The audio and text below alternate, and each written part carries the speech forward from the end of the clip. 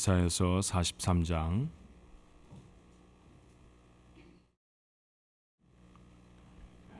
1절 말씀부터 13절 말씀까지 제가 봉독을 합니다. 야곱아, 너를 창조하신 여호와께서 지금 말씀하시느니라. 이스라엘아, 너를 지으신 이가 말씀하시느니라. 너는 두려워하지 말라. 내가 너를 구속하였고 내가 너를 지명하여 불렀나니 너는 내 것이라. 내가 물 가운데로 지날 때 내가 너와 함께할 것이라. 강을 건널 때 물이 너를 침몰하지 못할 것이며 내가 불 가운데로 지날 때 타지도 아니할 것이요 불꽃이 너를 사르지도 못하리니 대전하는 여호와 내 하나님이요 이스라엘의 거룩한 이요 내 구원자임이라. 내가 애굽을 너의 성량물로 구스와 스바를 너를 대신하여 주었노라. 내가 내 눈에 보배롭고 존귀하며 내가 너를 사랑하였은즉 내가 내 대신 사람들을 내어주며 백성들이 내 생명을 대신하리니 두려워하지 말라. 내가 너와 함께하여 내 자손을 동쪽에서부터 오게 하며 서쪽에서부터 너를 모을 것이며 내가 북쪽에게 이르기를 내놓으라. 남쪽에게 이르기를 가두어두지 말라. 내 아들들을 먼 곳에서 이끌며 내 딸들을 땅 끝에서 오게 하며 내 이름으로 불려지는 모든 자 곧 내가 내 영광을 위하여 창조한 자를 오게 하라. 그를 내가 지었고 그를 내가 만들었느니라. 눈이 있어도 보지 못하고 귀가 있어도 듣지 못하는 백성을 이끌어내라. 열방은 모였으며 민족들이 회집하였는데 그들 중에 누가 이 일을 알려주며 이전 일들을 우리에게 들려주겠느냐. 그들이 그들의 증인을 세워서 자기들의 옳음을 나타내고 듣는 자들이 옳다고 말하게 하여 보라. 나 여호와가 말하노라. 너희는 나의 증인 나의 종으로 택함을 입었나니 이는 너희가 나를 알고 믿으며 내가 그인 줄 깨닫게 하려 함이라. 나의 전에 지음을 받은 신은 없었느니라. 나의 후에도 없으리라. 나 곧 나는 여호와라. 나 외에 구원자가 없느니라. 내가 알려주었으며 구원하였으며 보였고 너희 중에 다른 신이 없었나니 그러므로 너희는 나의 증인이요 나는 하나님이니라. 여호와의 말씀이니라. 과연 태초로부터 나는 그이니 내 손에서 건질 자가 없도다. 내가 행하리니 누가 막으리요. 아멘. 오랜만에 뵙습니다. 그렇죠? 구정으로 보면 작년에 뵙고 올해 다시 뵙는 건가요? 설날이 지났으니까요. 자, 설날도 지났는데 설날 인사 한번 같이 하면 좋겠네요. 옆에 분들하고 같이 인사하십시다. 새해 복 많이 받으십시오. 1년에 한 2번씩 해도 괜찮죠? 새해 설날에도 다시 한번 여러분의 삶을 주님의 이름으로 축복합니다. 올 한 해 하나님이 주시는 큰 은혜가 여러분에게 넘치시기를 주님의 이름으로 축원합니다. 태국과 일본 선교지 무사히 잘 다녀오게 되면 하나님의 은혜고 또 여러분의 기도 덕분인 줄 압니다. 감사합니다. 태국을 방문한 것은 저희와 형제관계에 있는 제2장로교회를 방문하는 일이 있어서였습니다. 제2장로교회가 태국 장로교 총회와 교단적으로 관계하고 있는 사역들을 돌아볼 수 있는 귀한 기회를 가졌어요. 방콕에 있는 아주 유수한 병원 중에 방콕 크리스천 병원 또 크리스천 중고등학교 그곳에서 아이들이 얼마나 이 영어로 잘 프레젠테이션을 하는지 제가 깜짝 놀랐습니다. 국민학교 아이들인데 이렇게 이동식 마이크를 차고요. 영어로 저희들은 다 설명을 해주더라고요. 태국이 영어를 사용하는 나라가 아니잖아요, 그죠? 그런데 아주 교육의 수준이 높다는 것을 보게 되었습니다. 방콕은 아시는 바와 같이 타일랜드의 수도이죠. 굉장히 큰 나라이기 때문에 태국 그렇게 불렀습니다. 태라는 말이 크다라는 뜻이거든요. 그러니까 아마 한국 사람들이 생각할 때 태국은 참 크다 그렇게 생각을 했던 것 같아요. 그 타일랜드 온 지방에서 방콕에 있는 대학으로 학생들이 오면 살 곳이 마땅하지 않아요.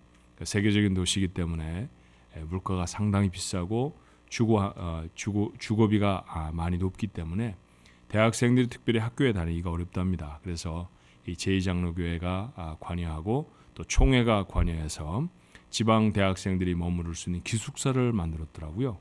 한 100여 명 정도 되는 학생들이 그곳에서 아주 저렴한 값에 바깥에서 있는 것보다 한 10분의 1 정도의 그런 비용으로 기숙하며 학교를 다니는 그런 것도 제가 방문하게 되었고요. 그들이 먹는 음식으로 점심 식사를 대접받기도 했습니다. 제2장로교회가 섬기고 있는 방콕 외곽에 위치한 두 곳의 개척교회를 방문했는데 그곳에서 받은 은혜가 참 컸습니다. 아주 작고 미약한 교회이지만 복음에 대한 열정이 얼마나 큰지 저희들을 도전하기에 부족함이 없었어요. 세미나를 통해서 우리 교회 사역을 좀 소개를 했는데 바른 교회, 어떻게 하면 하나님이 원하시는 좋은 교회를 세우는가라는 것이 제 주제였습니다. 그런데 얼마나 열심히 받아들이는지 이 세미나가 다 끝난 다음에 시작한 것부터 마지막 끝까지 다 외우는 거예요. 다 외워서 다 서머라이즈를 해서 이렇게 발표하는 걸 보고선 참 많이 놀랐습니다. 주일 예배를 2시간 넘게 드리더라고요. 얼마나 길게 드리는지 우리도 한번 해볼까 하는 생각이 들 정도로 헌금도 2번씩이나 합니다. 참 그 감동적이었어요. 아마 제가 이제 또 설교를 하고 통역을 했으니까 시간이 더 걸렸겠죠. 그런데 그 시간을 통해서 제가 예배하는 자의 삶에 관해서 나누었습니다. 그런데 참 크고 깊이 있는 은혜가 피착 안에 있어서 얼마나 기뻤는지 모릅니다. 한 주간 정도, 그러니까 1월 29일부터 시작해서 2월 6일까지 일주일 동안 그곳에 있었는데 방문한 기간 내내 우리를 도전하는 것은 그곳 사람들의 착한 섬김과 섬김의 모습이었어요. 방콕이라는 도시는 서울보다 훨씬 더 복잡한 그런 도시였습니다. 그런데 그 복잡한 러시아워 시간에 차를 운행하고 지나가는데 거의 경적 소리를, 호은 소리를 듣지 못합니다. 얼마나 친절한 사람들인지 몰라요. 그리고 그 교회 교인들이 저희들 한 번도 보지 못한 성도들도 있는데 최선을 다해서 섬기는 모습이 저희들에게 큰 도전이 되었습니다. 일주일 정도 방콕에 체류한 후에 6일에 저희가 방콕에서 나왔는데 6일날 바로 저는 일본으로 건너왔어요. 동경 근처에서 사역을 하시는 박상영 선교사님을 방문하는 계획이 있었기 때문입니다. 동경에서 한 1시간 정도 떨어진 외곽 도시에 예배 초소를 가지고 있고, 그리고 내륙으로 한 2시간 정도 떨어진 곳에 이제 거의 교회로 세워질 만한 그런 일본인 예배 공동체가 있었습니다. 그 사람들을 세우고 그 사람들에게 복음을 전하는 일들을 이 박상영 선교사님이 하고 계셨습니다. 너무나 심각한 그 독감이 돌아서요. 학교도 관공서도 다 문을 닫은 그런 상태였습니다. 그래서 교회로 모여서 저와 함께 말씀을 나누는 시간은 아쉽게도 가질 수가 없었지만 그 곳곳을 돌아보면서 하나님이 그곳에 어떤 일들을 하고 계시는지 돌아보는 그런 시간이 되었습니다. 그리고 9일에 한국에 돌아와 10일 날 귀국할 계획이었는데 마침 설을 맞아서 한국에 며칠쯤 더 머물도록 당회가 권고를 해주셔서 일정이 예정보다 한 주간 정도 길어졌죠. 그 긴 시간 동안 내내 기도해 주시고 교회를 섬겨주신 성도 여러분께 감사를 드립니다. 지난주에 저는 한국에 머물며 지방 도시 한 곳에서 주일 예배를 드렸습니다. 그런데 젊은 목회자의 설교가 가슴에 와 닿았어요. 은혜란 자신이 누군가라고 하는 사실을 아는 것이다 라고 하는 말씀이었습니다. 말씀을 들으며 곰곰 생각했죠. 나는 누군가? 나는 정말 누구인가? 히틀러 치하에 그의 독재에 반해 저항을 하던 독일의 고백교회, 루터교회에서 분리되어진 교회죠.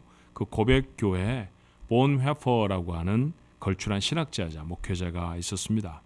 그는 젊은 나이에 히틀러 암살 사건에 연루되어서 투옥되고 39살의 나이로 처형이 됩니다. 그가 감옥에서 남긴 시에도 같은 고민이 있더라고요. 제가 몇 구절을 인용해 여러분에게 한번 읽어볼까요? 나는 누구인가? 사람들은 내가 좁은 감방에서 걸어 나올 때 마치 자기 성에서 걸어 나오는 영주와 같이 침착하고 활기차고 당당하다고 말한다. 또 사람들은 내가 불행한 날들을 견디면서 마치 승리에 익숙한 자와 같이 평화롭게 미소 지으며 자연스럽게 잘 견딘다고 말한다. 나는 정말 다른 사람들이 말하는 그런 존재인가? 세상에 갇힌 새처럼 불안해하며 갈망에 지쳐 숨 쉬는 것도 힘들어하며 아름다운 색조와 꽃과 새소리를 갈망하고 부드러운 말과 인간적인 친근함을 그리워하고 멀리 있는 친구를 그리워하다 힘없이 슬퍼한다. 기도하는 것과 글 쓰는 것에도 지쳤고 무기력하게 모든 것에 작별을 고하고 싶어하는 나는 누구인가? 두 가지 감정이 충분히 있을 수 있다라고 생각이 들어요. 용감하게 앞장서서 나라를 지키고 믿음의 가치를 지키려고 했던 목회자, 그렇지만 감옥에 갇혀서 그 젊은 나이에 죽을지도 모른다는 불안감에 떨고 있는 자기, 나는 과연 용기 있는 신앙인인가 아니면 불안에 떠는 믿음이 없는 사람인가 갈등하고 있었다라는 것이죠. 한 주간을 살아간 우리들은 어떤 모습이었습니까? 여러분은 누구이며 나는 누구일까요? 오늘 아침 예배하는 우리는 과연 누구입니까? 하나님 앞에서 내가 누구인가 생각하고 또 생각하니 첫 번째로 떠오르는 대답은 나는 죄인이라는 사실이었습니다. 기도할 때는 태산이라도 무너뜨릴 것 같지 않나요? 그런데 삶의 자리에 돌아가면 작은 청구서 하나에도 맥없이 무너져 버립니다. 이스라엘 백성의 예수님의 제자들의 정함이 없는 삶을 보면 분노하게 되지요. 어떻게 저럴 수가 있을까? 어떻게 하나님의 은혜를 입은 백성들이 저 모양으로 살아갈 수 있을까? 어떻게 주님을 지근거리에서 함께 먹고 마시며 주님의 삶을 나누어 받았던 사람들이 저런 모습으로 주님을 배반할 수 있을까? 분노가 끓어오릅니다. 그러나 한 주간을 살아내고 예배의 자리에 앉으면 그들보다 훨씬 더 어지럽게 흩어진 삶이 우리의 것이라는 사실도 부인할 수가 없지요. 모세를 읽고 바울을 읽으며 생명을 걸고 하나님의 일을 할 것 같지요. 그러나 정작 단 한 시간의 헌신에도 인색해지곤 하지 않습니까? 그래서 주님 앞에서는 우리의 고백은 나는 죄인입니다 라는 것일 수밖에 없어요. 베드로도 그랬습니다. 갈릴리 호수였죠. 자신의 삶을 꾸려나가던 곳이었습니다. 자기 시간의 대부분을 보내는 삶의 현장에서 그는 주님을 만납니다. 자신의 배에 주님을 태우고 별 생각이 없이 주님의 말씀을 한참을 들었을 것입니다. 꿈속에서 들리는 소리처럼 뭘 좀 잡았는가 라는 말에 아마 정신이 번쩍 들었을까요? 돌아보니 잡은 게 없었습니다. 인생이 그런 것 아닌가 싶어요. 뭘 가지고 있는가 돌아보면 아무것도 없습니다. 뭔가 쥐고 있는 것 같은데 사실은 아무것도 아니라는 사실을 깨닫기에 시간이 많이 걸리지 않지요. 그렇게 아무것도 가지고 있지 못한 베드로에게 주께서 말씀하시죠. 깊은 곳에 그물을 내려보라고 말입니다. 그의 인생 마지막 그물질은 그 말씀을 따라 던진 것이었죠. 어마어마한 고기를 잡았습니다. 매일 그렇게 잡아 올린다고 하면 베드로는 금방 갈릴리 최고의 부자가 될 것입니다. 하지만 베드로는 중요한 것을 놓치지 않습니다. 산더미 같은 물고기가 아니라 그 산더미 같은 물고기가 가능하게 하셨던 주님, 바로 그 주님을 만나죠. 그 앞에 무릎을 꿇습니다. 하나님이라는 사실을 알았기 때문입니다. 이어진 그의 고백을 누가는 이렇게 기록합니다. 누가복음 5장 8절에 시몬 베드로가 이를 보고 예수의 무릎 아래 엎드려 이르되 주여 나를 떠나소서 나는 죄인이로소이다. 나는 죄인입니다. 하나님을 만난 사람의 자기 발견입니다. 또 한 사람 바울의 고백도 우리는 기억합니다. 그는 공부를 참 잘해서 소아시아 지역 다소에서 예루살렘으로 유학으로 온 똑똑한 사람이었습니다. 그를 가르치던 선생님도 함께 공부하던 동료들도 그가 미래에 예루살렘을 이끌어갈 랍비가 되는 것에 추호도 의심이 없었습니다. 그러던 그가 극적으로 예수님을 만나죠. 주님을 만나자마자 그분의 메시아 되심을 선포합니다. 그런데 그의 선포는 늘 자기의 고백과 함께하는 선포였어요. 고린도 교회에 보내는 편지를 통해 그는 이렇게 적습니다. 고린도전서 15장 8절의 말씀입니다. 맨 나중에 만삭되지 못하여 난 자 같은 내게도 보이셨느니라. 만삭되어 나지 못한 자, 바울이 스스로를 표현하는 말이었습니다. 여러 나라 말을 유창하게 구사하던 그였죠. 율법에는 박사였고 헬라 철학에도 통달한 사람이었습니다. 남이 부러워하는 집안의 로마의 시민이기도 했습니다. 그런데 이 모든 것이 그에게는 아무것도 아니었습니다. 아니 도리어 배설물 같은 것이었습니다. 남이 가진 것을 너무 함부로 표현한다고요? 아닙니다. 그 자신의 말이었습니다. 빌립보 3장 8절에 그가 이렇게 고백합니다. 또한 모든 것을 해로 여김은 내 주 그리스도 예수를 아는 지식이 가장 고상하기 때문이라. 내가 그를 위하여 모든 것을 잃어버리고 배설물로 여김은 그리스도를 얻기 위함이라 말하지 않습니까? 자기가 가진 모든 것, 그것이 배설물이라 표현했던 사람은 다름이 아닌 바로 바울 자신이었습니다. 그러던 그가 주님을 만나고 자기의 지식이나 자기의 소유가 아무것도 아니라는 사실을 깨달은 그가 스스로를 표현한 말, 만삭되어 나지 못한 자라는 것이죠. 모자란다는 말입니다. 신체적으로만 모자랐다는 얘기일까요? 아닙니다. 자신이 죄인이라는 사실에 우화적인 고백에 다름이 아닙니다. 오늘 이 자리에서 예배하는 여러분과 제 고백은 다른 것입니까? 아닙니다. 우리도 주님 앞에 서면 죄인입니다. 그런데 그런 우리들에게 오늘 이사야 선지자를 통해 하나님은 놀라운 선언을 하시죠. 본문 1절의 말씀입니다. 야곱아, 너를 창조하신 여호와께서 지금 말씀하시느니라. 이스라엘아, 너를 지으신 이가 말씀하시느니라. 너는 두려워하지 말라. 내가 너를 구속하였고 내가 너를 지명하여 불렀나니 너는 내 것이라. 나는 하나님의 것입니다. 나는 죄인이었지만, 그렇지만 오늘 말씀은 선언하기를 내가 하나님의 것이라고 말합니다. 야곱, 오늘 본문은 야곱에게 하는 말씀처럼 적어졌죠. 이삭의 쌍둥이 아들 중에 둘째를 가리키는 말일까요? 아닙니다. 이사야, 오늘 이 말씀을 기록하고 있는 그는 야곱보다 1000년이나 후의 사람입니다. 1000년 전에 조상의 이름을 언급하며 이 말을 기록한 것이 아니라는 것이죠. 가깝게는 야곱의 아들들이 이룬 이스라엘 백성을 말하는 것이고, 조금 더 길게 본다고 하면 하나님의 자녀된 우리까지 망라한 말씀에 다름이 아닙니다. 지금 이 말씀을 듣고 있는 이스라엘 백성은 정말 어려운 때를 지나고 있어요. 강력한 제국 아수르의 위협에 나라의 운명이 바람 앞에 촛불 같은 신세입니다. 이름만 이스라엘이지 그들은 예배도 잃어버리고 기도도 하지 않았습니다. 희망은 보이지 않고 두려움이 가득해서 우상에게 제물을 드리던 미련하고 약한 백성, 심지어는 악하기까지 한 백성들이 바로 그들이었습니다. 그런데 하나님은 그들에게 너는 내 것이라 라고 선언하시죠. 이어지는 7절까지의 말씀은 내 것이라고 선언하신 그 백성을 어떻게 지키시고 어떻게 도우실 것인가를 소개하는 말씀이에요. 여러분, 읽을 때마다 은혜가 되지 않습니까?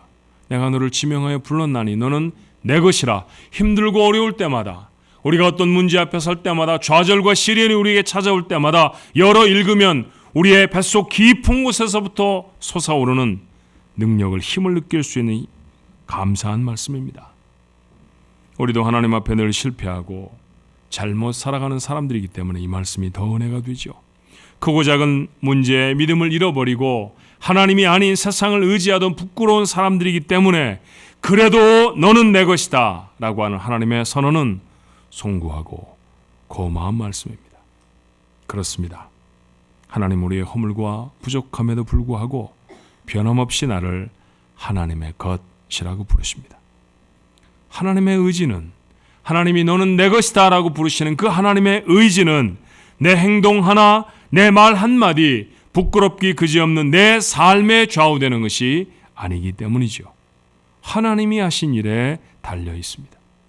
바울은 하나님이 이루신 일을 이렇게 증거해요. 로마서 5장 8절에 우리가 아직 죄인 되었을 때 그리스도께서 우리를 위하여 죽으심으로 하나님께서 우리에게 대한 자기의 사랑을 확증하셨느니라. 우리가 여전히 죄인이었습니다. 여전히 죄인이었을 때 하나님은 그리스도를 내어주셨고 그 그리스도는 우리를 위하여 생명을 주십니다. 그렇게 당신의 사랑을 확증하셔서 나를 하나님의 자녀로 삼으셨다는 것이죠.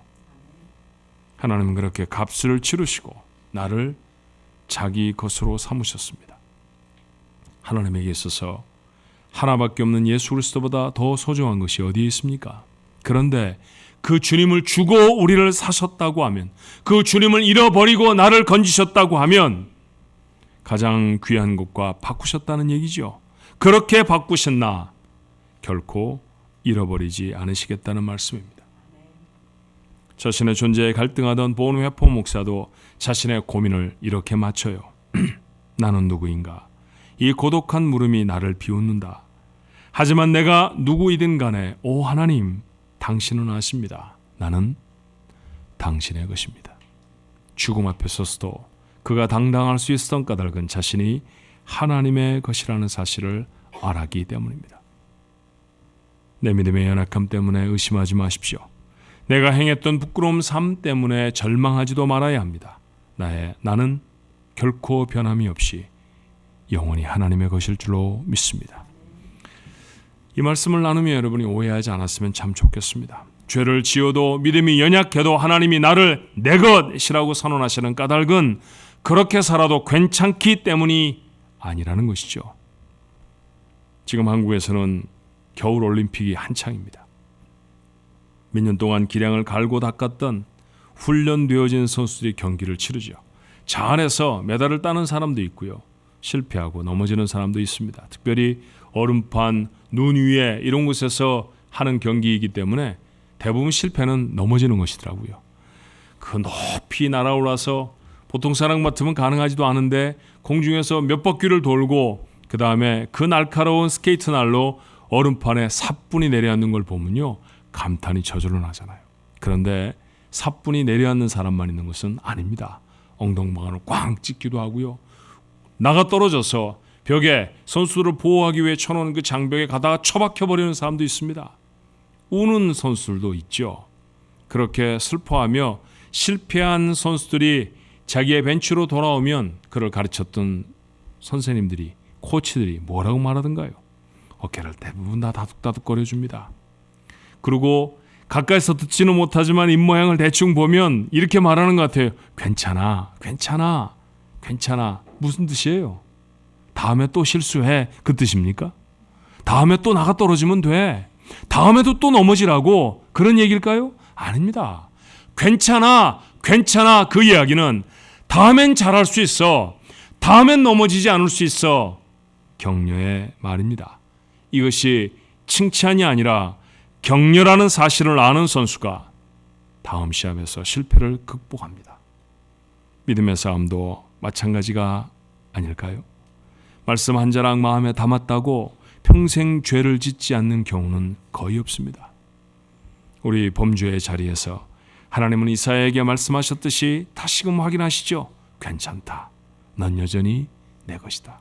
내가 무슨 생각을 마음에 담았든지, 내가 어떤 말을 하였든지, 내 행위가 무엇이었든지, 내 하는 일이 얼마나 비천하든지 너는 여전히 내 것이다. 이 말씀에 기운을 내서 다시 죄와 싸우지요. 왜요? 나는 하나님의 것이니까. 나는 죄의 것, 마귀의 것이 아니니까 하나님의 것으로 살아내야 합니다. 이 다짐이 우리의 삶을 거룩으로 이끌어가지 않습니까? 이사야가 하나님 앞에 섰습니다. 하나님 앞에 선 그에게 하나님이 말씀하시죠. 너는 내 것이라고 말입니다. 하나님 앞에 나아가는 자가 입는 은혜입니다. 이 은혜가 있어야 살아갈 수 있는 줄로 믿습니다. 그래서 하나님 앞에 나아가는 거 아닙니까? 아무리 바쁘고 분주해도, 아무리 하고 싶은 것이 많아도 하나님 앞에 나아가 예배합니다. 세상에 아무리 능력 있는 사람들이 많아 보여도 하나님께 우리의 문제를 아뢰는 기도의 자리를 지킵니다. 이렇게 살아라, 저렇게 살아라, 수많은 삶의 지침이 있어도 광야 같은 삶을 지나는 내 삶의 나침반은 하나님의 말씀인 줄 알아. 날마다 그 말씀 묵상하는 것 아닙니까? 거룩을 이루는 삶인 줄로 믿습니다. 그렇게 하나님의 것으로 살아가는 삶의 결단이 우리의 것이어야 하지 않습니까? 내가 죄인이라는 사실을 알고 죄인이었던 나를 여전히 하나님이 내 것이라고 부르신 내가 하나님의 것이라는 사실을 알면 당연한 귀결의 삶의 결단이 있어야죠. 그래, 하나님의 것으로 살자라는 건 말입니다. 그렇게 하나님 앞에 살기 위해 오늘도 예배의 자리에 우리가 있는 줄로 믿습니다. 그런데 오늘 본문에서 이사야는 또 하나 우리의 거룩을 위한 결단이 있음을 교훈합니다. 43장 8절에 있는 말씀이죠. 눈이 있어도 보지 못하고 귀가 있어도 듣지 못하는 백성을 이끌어내라. 너는 내 것이라. 얼마나 큰 은혜의 말씀인 줄 모릅니다. 그런데 이사야만 듣고 멈출 말씀이 아니라는 것입니다. 하나님의 이 놀라운 은혜의 말씀을 보지도 못하고 듣지도 못하는 사람이 있었습니다. 그들을 이끌어내는 것, 먼저들은 이사야의 책임이었죠. 먼저들은 하나님의 사람들, 오늘 우리들의 당연히 해야 할 일인 줄로 믿습니다. 우리 교회는 47년 전에 세워졌고요.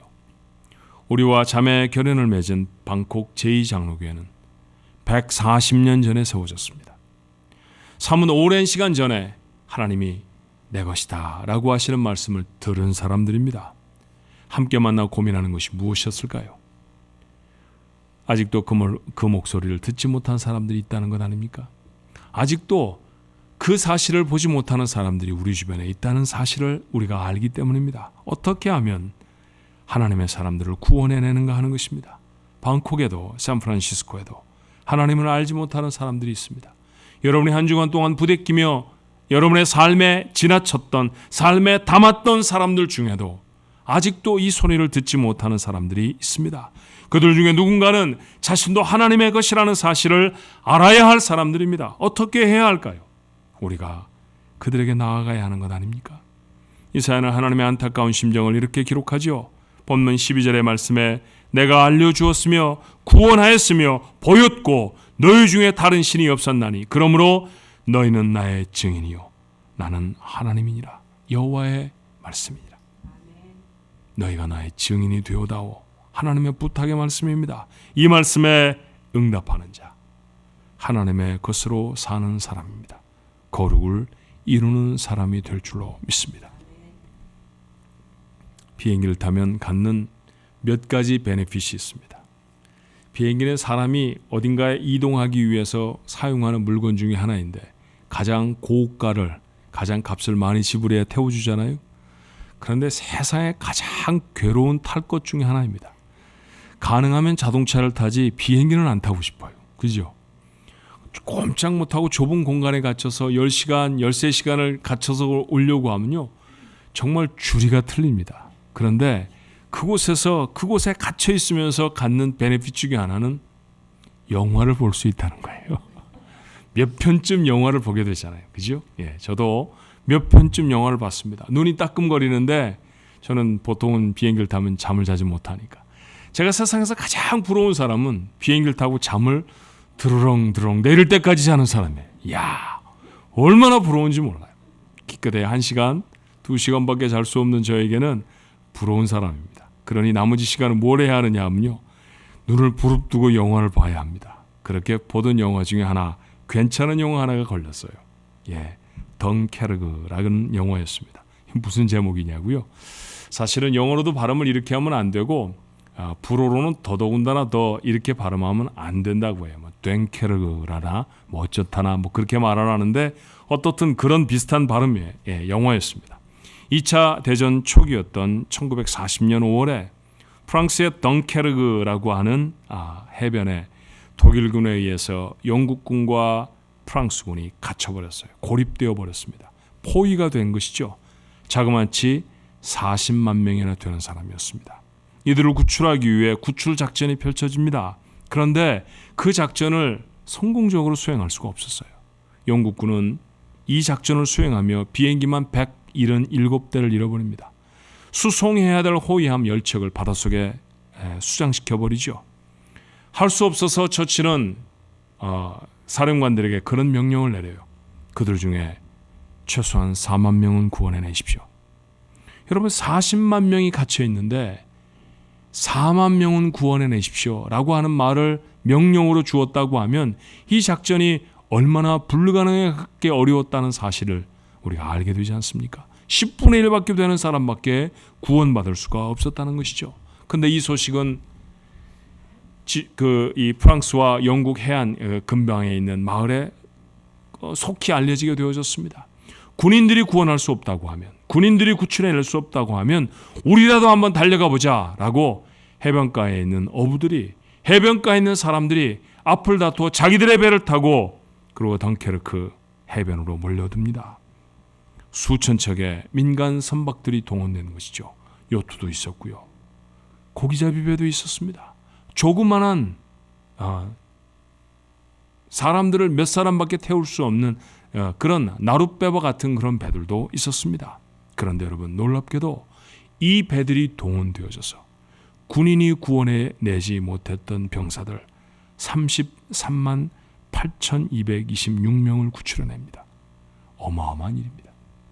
민간인들이 달려가지 않았다고 하면 그들이 자신의 삶의 자리를 떠나서 그 위험한 적지에 뛰어들지 않았다고 하면 33만 명의 군인들 중에 대부분은 그곳에서 죽었을 것입니다.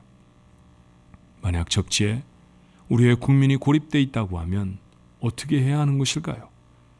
아직도 하나님의 은혜의 말씀을 듣지 못하고 구원에 고립된 하나님의 백성들이 있다고 하면 어떻게 해야 합니까? 선교사가 가야 하는 걸까요? 맞습니다. 군인을 구원하기 위해서 함정이 띄워지고 군인들이 그들을 탈출하도록 도와줘야 하는 것이 첫 번째였을 것입니다. 그런데 그들만으로 안 되지 않았습니까? 마치 민간 선박들이 달려가 그들을 구원해냈던 것처럼 하나님의 사람들이라고 하면 그들에게 나아가야 하는 것 아닙니까? 올해 한 영혼이라도 구원할 수 있는 우리 가족들이 되시기를 바랍니다. 평생 예수를 믿었는데 구원으로 인도한 사람이 10손가락에도 미치지 못한다고 하면 부끄러운 일입니다. 우리는 하나님의 것입니다. 하나님의 것으로 살아야 할 줄로 믿습니다. 하나님 우리를 은혜의 소식의 증인으로 소원하시죠. 이 부르심에 응답하십시오. 그것이 하나님의 것으로 사는 것이고요. 하나님의 것으로 사는 삶, 그 삶을 거룩한 삶이라고 말합니다. 우리 가족들 모두의 삶이 이런 거룩을 이루는 삶이 되시기를 주님의 이름으로 축원합니다. 기도하십시다. 하나님 앞에 섰습니다. 지나간 한 주간의 삶이 우리의 기억 속에 있습니다. 아니, 지나간 몇십 년의 삶도 내고자 하면 기억해낼 수 있습니다. 우리는 어떤 사람으로 하나님 앞에 서 있나요?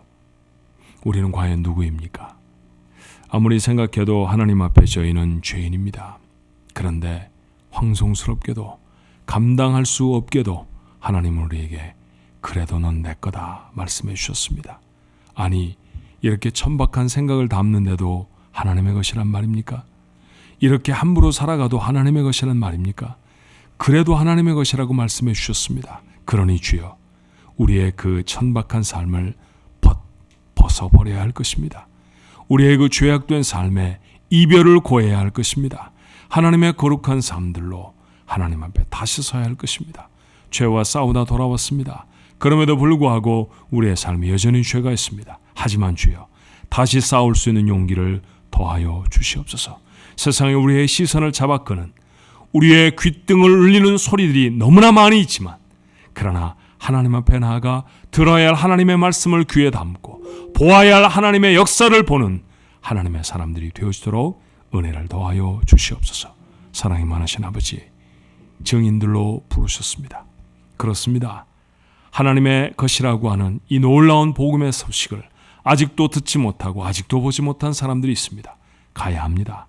가서 알려주어야 합니다. 저들의 손을 붙잡고 저들이 빠져있는 곳에서부터 저들을 구원에 건져내야 합니다. 그것이 구원받은 사람들, 먼저 이 소식을 들은 사람, 먼저 이 놀라운 사건을 목격한 사람들의 마땅한 일인 줄로 믿습니다. 하나님 아버지, 이 일을 감당하는 제 가족들 모두가 되어지게 하옵소서. 평생에 하나님의 이 부르심에 응답하여 하나님의 것으로 사는데 부끄러움이 없게 하여 주시옵시고, 하나님 앞에 거룩한 삶을 살아가는 우리 식구들 모두가 되어지도록 축복해 주시옵소서. 예수님의 이름으로 기도하옵나이다. 아멘.